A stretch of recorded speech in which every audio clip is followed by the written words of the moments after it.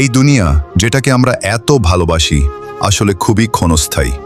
রাসূলুল্লাহ সাল্লাল্লাহু আলাইহি ওয়াসাল্লাম বলেছেন, দুনিয়াতে এমনভাবে বসবাস করো যেন তুমি একজন পথিক অথবা একজন মুসাফির। ভাবো একবার, তুমি কি এই দুনিয়ার জন্য তৈরি হচ্ছ নাকি আখিরাতের জন্য? এই পথটা দেখছো? একটা পথ অন্ধকারের দিকে, আরেকটা পথ আলোয় ভরা। একটা পথ পাপ অহংকার ভুলে ভরা, আরেকটা পথ নামাজ কুরআন আল্লাহর স্মরণ। সিদ্ধান্ত তোমার, কিন্তু গন্তব্য তোমারই। আজকের প্রতিটি মুহূর্ত তোমার আখিরাত তৈরি করছে।